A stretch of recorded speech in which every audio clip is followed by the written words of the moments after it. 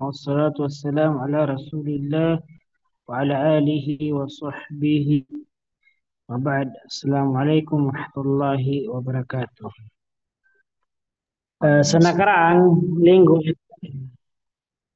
linggo ay ating tinalakay ang aya na pinagbabawal sa atin ng Allah Subhanahu wa Ta'ala ang pagkuha o di kay pakikialam paggamit ng hindi natin pagmamayari o pagmamayari ng ibang tao maliban na lang sa pinahintulot ng Allah Subhanahu wa Ta'ala. Ganun, ganun din, bawal natin gamitin na kung yung mga yaman ng ibang tao kahit sa tayo kumbaga tayo magbibigay ng buhay sa mga hukam para tayo ipanigan, yun ay pinagbaba ng Allah Subhanahu wa Ta'ala. Kung alam naman natin na yung gusto nating makamtan, bigay makamit ay hindi sa atin na hindi sa atin yaman na yun, bigay yung pag-aari niyo ng ibang tao. Kasama sa mga ayan ng pinagbabawal sa atin ng Allah Subhanahu wa Ta'ala, ito patungkol sa mga pagmamayari ng iba sa atin, itong aya na binanggit ng Allah Subhanahu wa Ta'ala, Ya ayyuhalladhina amanu la ta'kulu amwalakum bainakum bil batil illa an takuna tijaratan an taradin minkum wa la taqtulu anfusakum innallaha kana bikum rahima. Itong aya na to ay katulad ng sinaunang aya na pinagbabawal din ng Allah Subhanahu wa Ta'ala sa mga taong manampalataya ang kainin nila, ang kanila o kainin o sayangin nila ang kanilang mga yaman, gumagamitin nila ang kanilang yaman sa maling pamamaraan, hindi pinahintulutan ng Allah Subhanahu wa Ta'ala. Ilan takon na tijara, kumbaga, itong aya na to na binanggit ng Allah Subhanahu wa Ta'ala na pinagbabawal sa mga taong manampalataya ang paggamit ng kanilang yaman o pagkuha ng yaman ng iba sa kanila na sa pamamagitan ng batil kung mga hindi pinahintulot ng Allah Subhanahu wa Ta'ala, para hindi mahirapan ng mga tao dahil yung mga tao ay kailangan talaga makuha nila. Kasi yung mga tao ay may pangailangan sila sa ibang tao. May mga yaman ng ibang tao na kailangan natin sa ating buhay. O di kayo pagmamayari ng ibang tao na kailangan natin sa ating buhay. Kaya ito ay binigyan ng Allah Subhanahu wa Ta'ala ng lunas para hindi tayo magkasala. Sabi ng Allah Subhanahu wa Ta'ala, illa takuna tijara. Ibig sabihin, lahat ng uri ng yaman ng ibang tao ay bawal natin kunin o di kaya gamitin o di kaya agawin sa kanila liban na lang sa itong binanggit ng Allah Subhanahu wa Ta'ala. Illa takuna tijara an taradi minkum. Maliban na lang ng sabi ng Allah Subhanahu wa Ta'ala sa pamamagitan na tijara, yung ang tijara bimana al-bay', maliban lang sa pamamagitan ng tijara o pamamagitan ng pagbibusiness o sa pamamagitan ng kalakalan, pamamagitan ng kalakal, antaradin minkum, na yung kalakal na yun o yung pagbibinta ng tao sa kapatid niyang manampalataya o di kayong pagbibili ng tao manampalataya sa kapatid niyang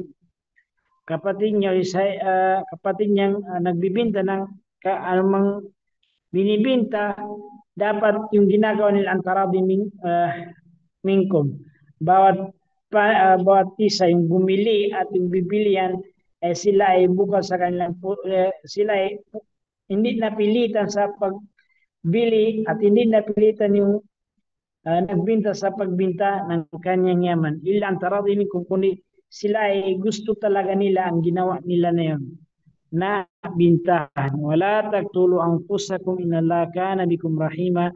At binanggit ng Allah Subhanahu wa Ta'ala pagkatapos ng kanyang ang aya na yun, yung wala taqtulu anfusakum, pinagbabawal din ng Allah Subhanahu wa Ta'ala sa mga taong manampalataya ang sadyaan nilang patayin ang kanilang sarili dahil lang Allah Subhanahu wa Ta'ala ay lubos sa kanilang maawain. Sinabi ng muallif Al-batil, ang ibig sabihin ng batil na binanggit dyan ng Allah subhanahu wa ta'ala na sinabi niya sa mga tao manampalataya na huwag niyong o kayong mga tao manampalataya huwag niyong kainin o kunin o sayangin ang inyong mga yaman. Huwag niyong kainin ang inyong mga yaman bayna sa pamagitan niyong bilbatil sa pamamaraan ng batil. Ang ibig sabihin ng batil, malay sa bihaq. Lahat ng wala sa tama o di hindi tama, yun ang tinatawag na batil.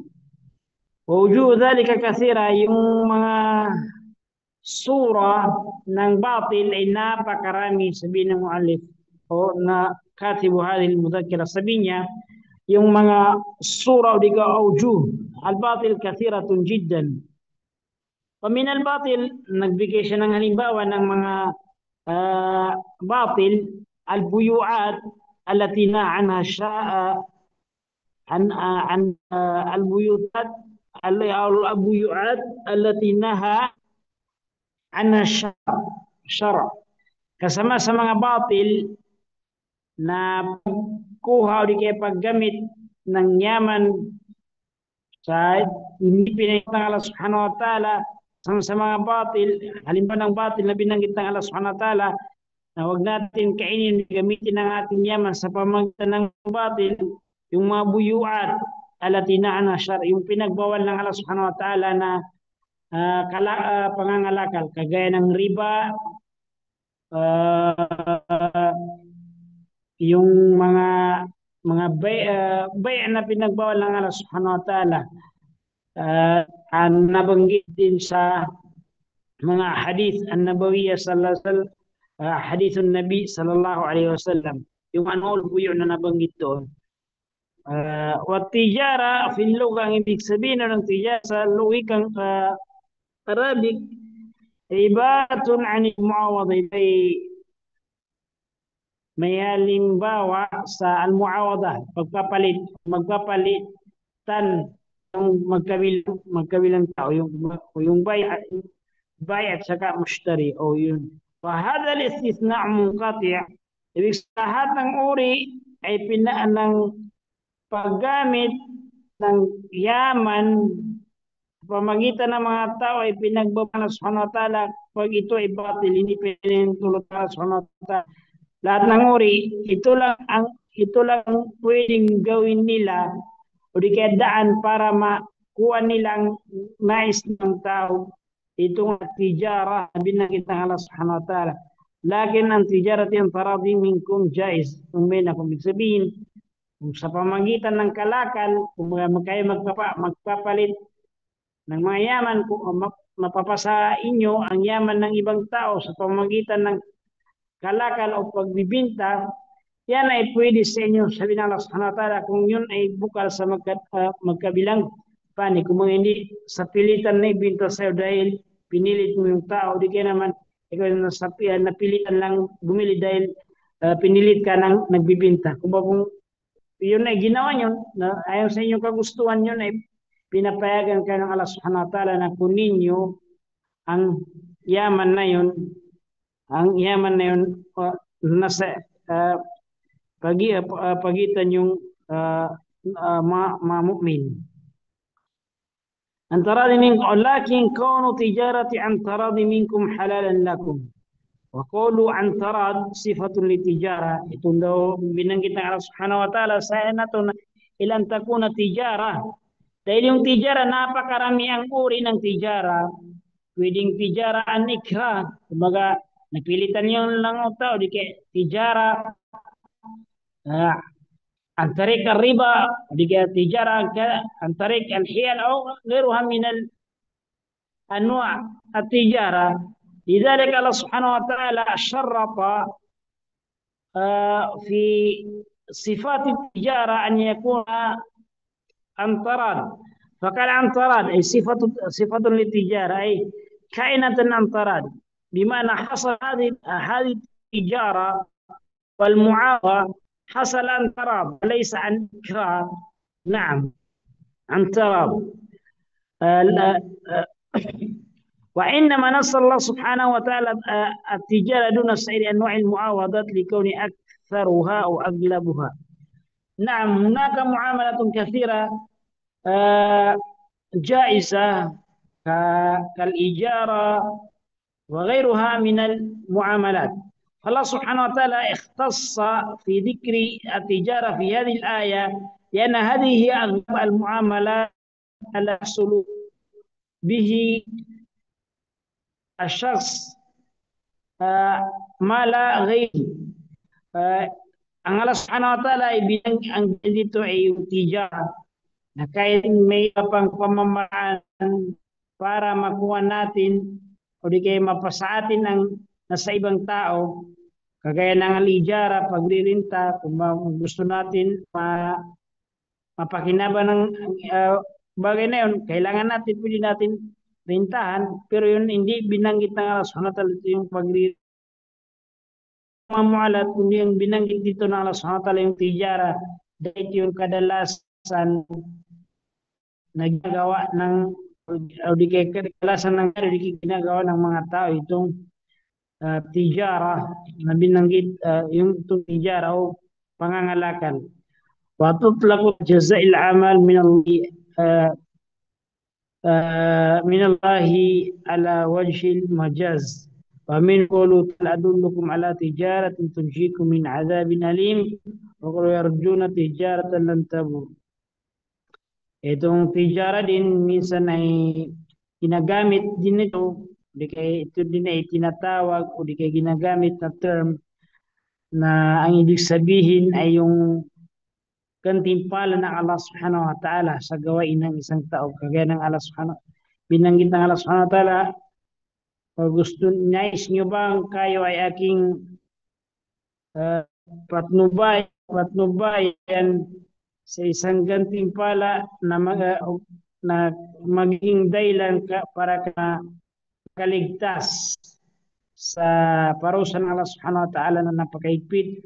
Wa qalu yarjuna tijatan lan tabur. At itong ganun din itong aya na ang ibig sabihin al-jaza o jazaa'ul amal. Sabi ng mga ulama o sabi ng katibul mudhakkira wa ikhtalafa al-ulama fi taradi. Nagkaroon ng khilaf ang mga ulama o mga fuqaha. Itong nabanggit dito na ang taradi minkum. Ikhtalafa fihi al-ulama faqala ta'ifa itong at-taradi ay tamam wujubihi bi iftiraki al-abdan ba'da 'aqd al-bay' أو بأن يقول أحدهما للصاحب اختر كما في الحديث الصحيح. Itong taradi ang itong ang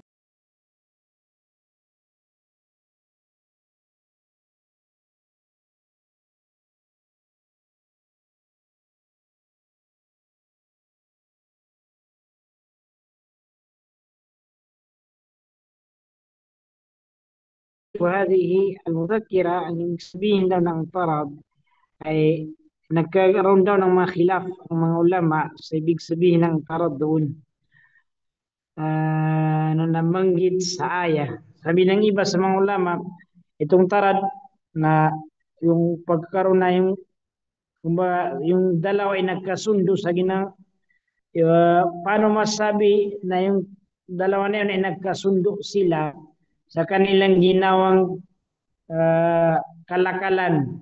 Sabi ng واختلف العلماء في التراضي فقال الطائفة may mga ulama na nagsabi na ang hangganan ng tarad yung para masabi natin na yung dalawang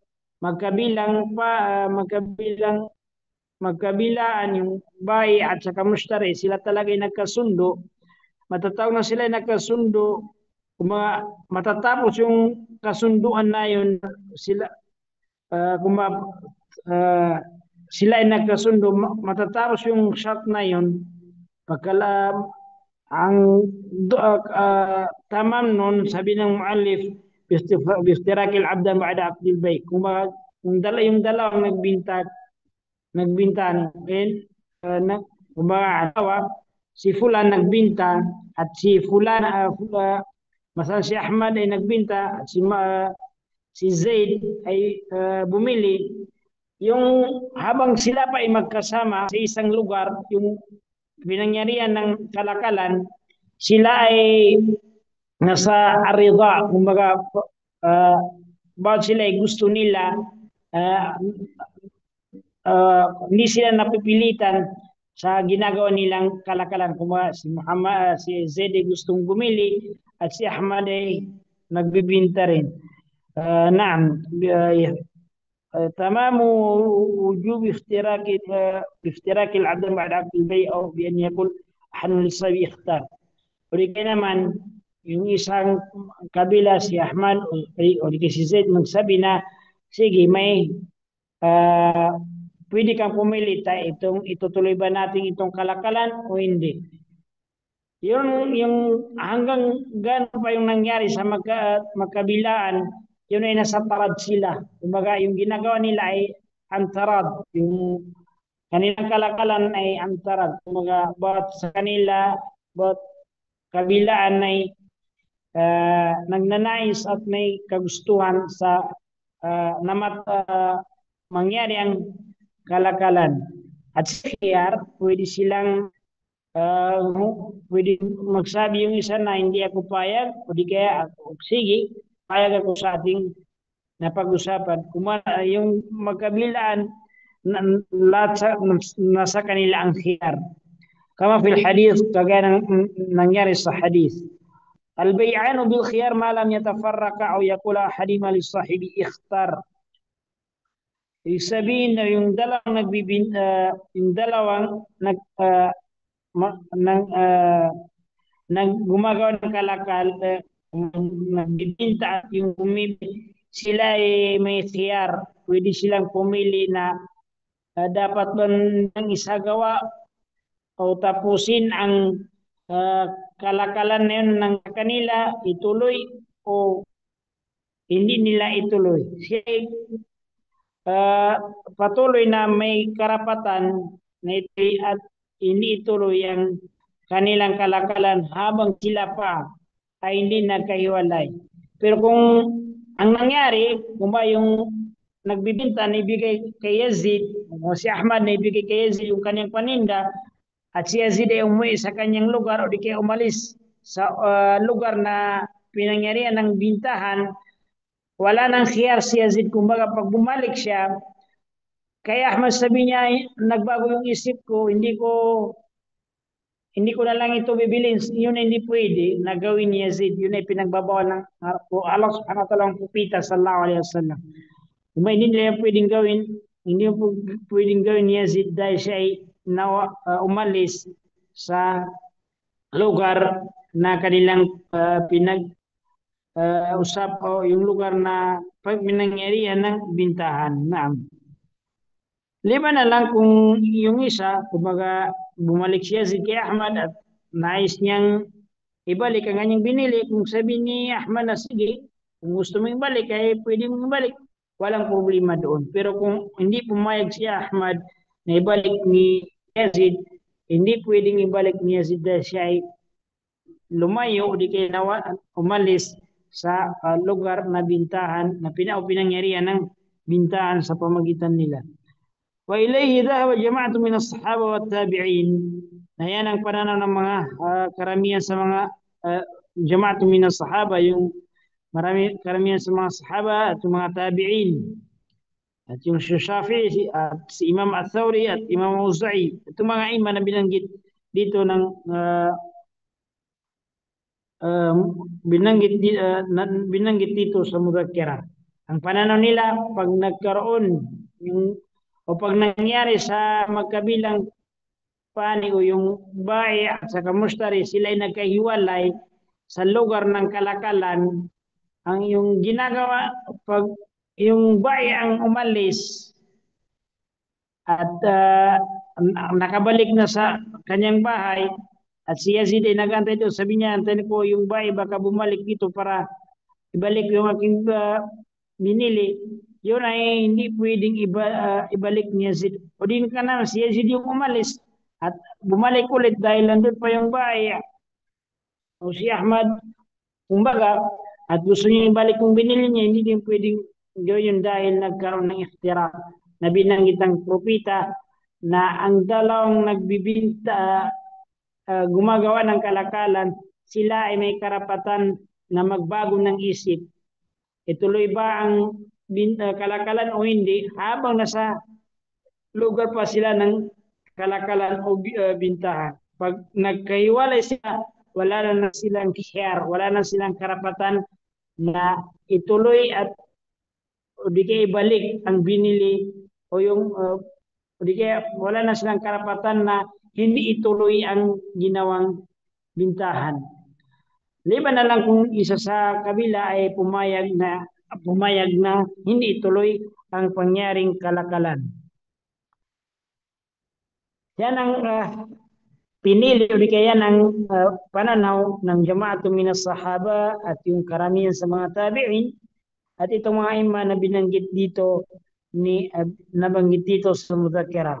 Ang isang namang pananaw ng mga ulama sa ang tarad na nabanggit dito sa aya ay wakala Malik wa Abu Hanifa, si Imam Malik at si Imam Abu Hanifa sabi nila tamamul bay' هو أن يعقد البيع بالألسنة فيرتفع بذلك الخيار.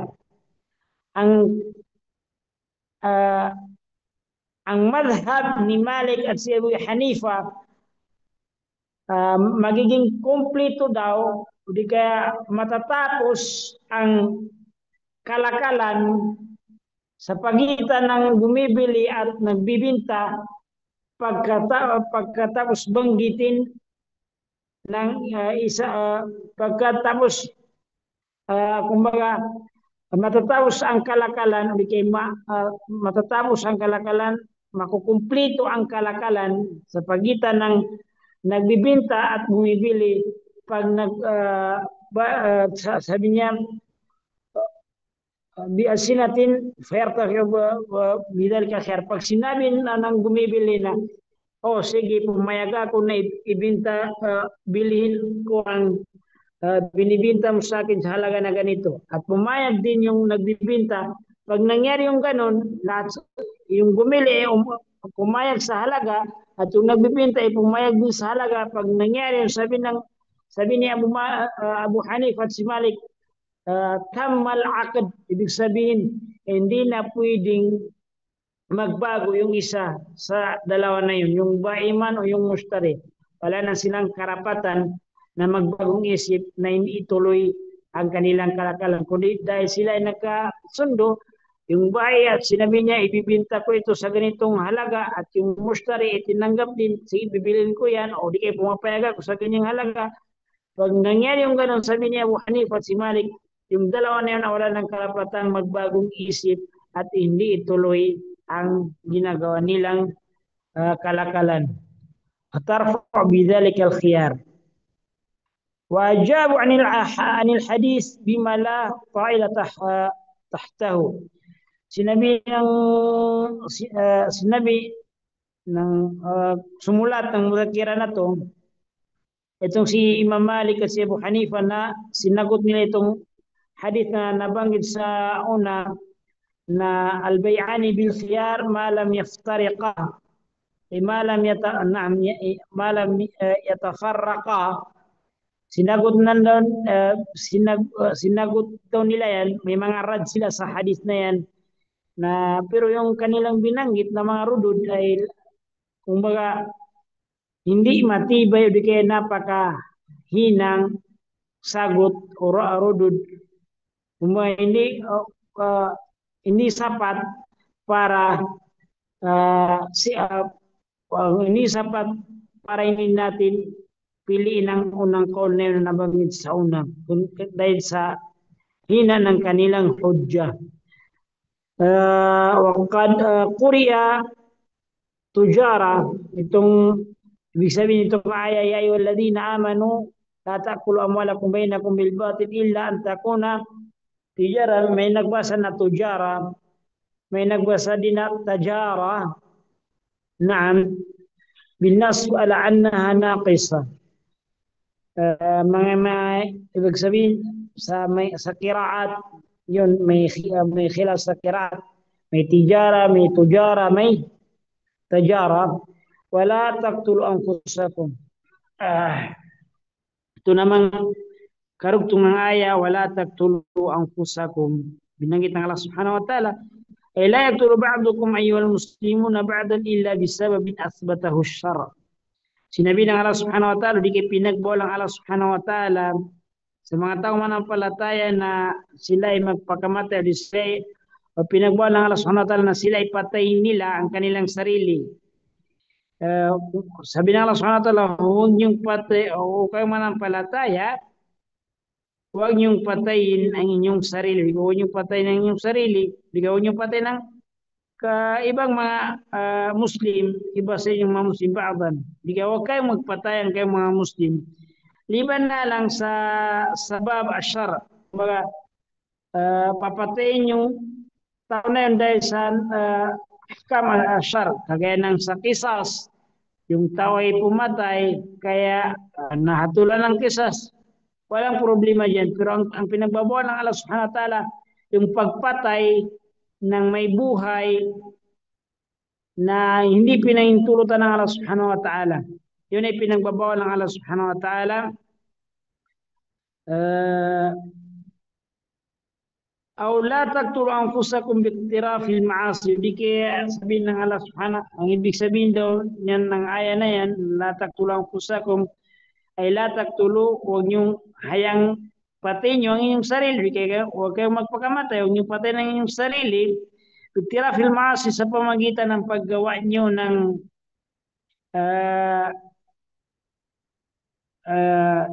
hindi kinakalungkutan ng Allah Subhanahu wa Ta'ala, hindi gusto ng Allah Subhanahu wa Ta'ala, maksiya. Aw al-murad, di kaya naman ang ibig sabihin daw ng wala taqtulu anfusakum ay annahi an yaqtula al-insan nafsahu haqiqatan. Di kaya naman ay hindi ang pinagbabawal ng Allah Subhanahu wa Ta'ala yung pagpatay natin sa ibang may buhay, kundi ganoon din pinagbabawal ng Allah Subhanahu wa Ta'ala na tayo ipatay natin ang sarili natin. Wala mani' min hamli al-ayati ala jami'i hadhihi al-ma'ani. Pero ang sabi ng gumawa ng mudhakira na to, itong dalawang ibig sabihin ng wala taqtulu anfusakum, yung may nagsabi na ang ibig sabihin ng wala taqtulu anfusakum ay pinagbabawal ng Allah Subhanahu wa Ta'ala na patayin natin ang ibang may buhay, at itong nagsabi ng ibig sabihin ay huwag niyong patayin ang inyong sarili, ibig sabihin huwag kayong magpakamatay. Lahat daw na walang problema na gawing tafsir ng aya na yan na wala taqtulu anfusakum. Kumbaga, ang tafsir sa aya na to ay pinagbabawal ng Allah Subhanahu wa Ta'ala sa mga tao manampalataya ang patayin ng iba sa kanila o di kaya ang sarili nila mismo ang kanilang papatayin. Wa mimma yadullu ala dhalika ihtijaj Umar ibn al-As بها حين لم يتصل بما حين أجنب في وزات ذات السلاسل فقر النبي صلى الله عليه وسلم احتجازه وهو في مسند أحمد. Itong si Amr ibn al-As ay nagkaroon ng nanaginip siya nagkaroon ng ihtilam. Naginip siya sa isang gabi, siya ay natutulog at nanaginip ng ginagawa ng mga asawa, at may lumabas sa kanya, sabihin na sa oras na napakalamig ng oras, halos sobrang lamig. Si Amr ibn al-As ay natakot na baka siya ay mamatay pag siya ay naligo, kaya ang ginawa niya, nagtayamum na lang siya. Nung pagkatapos na magtayamum, nagsambayang sila at siya yung imam. Pagdating niya kay Propeta sallallahu alaihi wasallam, kinuwento niya sa Propeta ang kanyang ginawa. Ayon sa ibang hadith, natawa daw ang Propeta sallallahu alaihi wasallam sa ginawa niya. Tinanong niya kung bakit tinanong daw siya ng Propeta, ikaw ba ay nang imam sa mga nagsasambayang na ikaw ay junub? Sabi niya, oo, ginawa ko yun. Tinanong daw ng Propeta, bakit niya yung ginawa? Sabi niya, dahil sa aya ng sinabi na binanggit ng Allah Subhanahu wa Ta'ala, la taqtulu anfusakum, huwag niyong hayang patayin ng inyong sarili. Kaya ako ay natakot na mamatay sa sobrang lamig, kaya ako ay nagtayamum at nagsambayang at nag-imam sa mga tao na yun. Hindi nga nagsambayang bilang imam sa mga tao na yun. Wadahika Rasul, di mana natawa ang Rasul sa ibang hadith ay sa kata Rasul, hindi hindi binanggit, ni sinabi ng Rasul na mali ang ginawa niya, kundi walang sinabi ang propeta sallallahu alaihi wasallam sa ginawa ni Amr bin al-As. Inna Allah kana bikum rahima, binanggit ng Allah subhanahu wa ta'ala sa ayat na to, inna Allah kana bikum rahima. Allah subhanahu wa ta'ala, katotohanan ng Allah subhanahu wa ta'ala ay lubos sa inyong may awa. Allah subhanahu wa ta'ala, binigyan tayo ng buhay, kaya dapat natin yung pangalagaan. Hindi pwedeng hayaan natin na masira lang ating buhay ayaw lang sa paggawa ng kasamaan.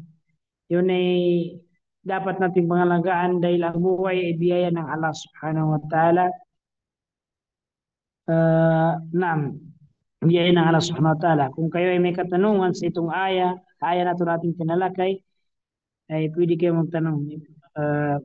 magtanong habang hindi pa natapos itong oras. Kayo ay may katanungan sa aya na to?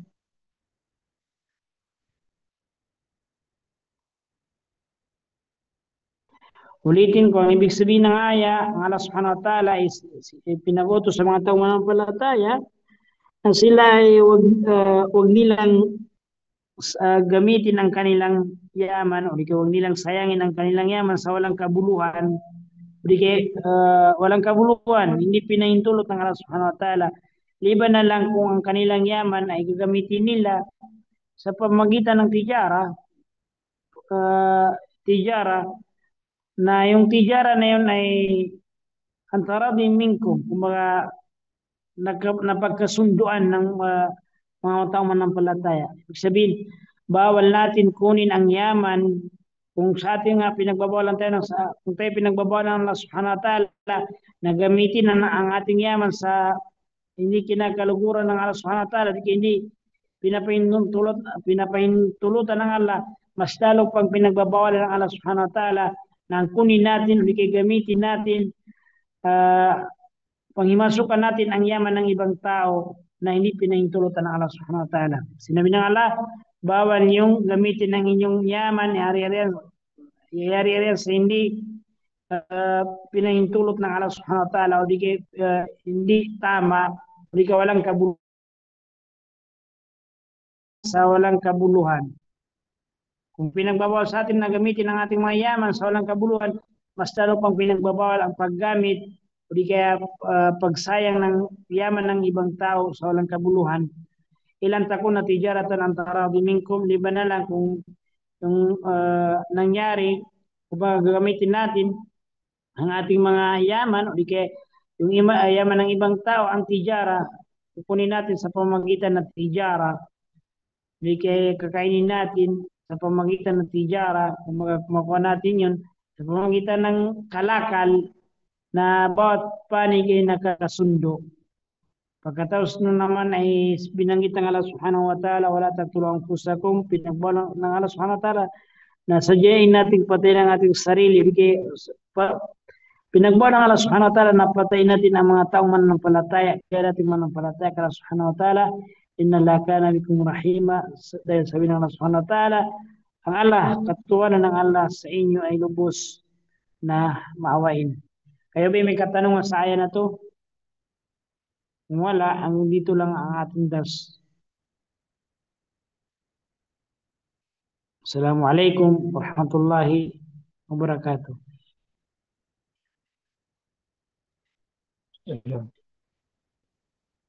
Waalaikumsalam warahmatullahi wabarakatuh.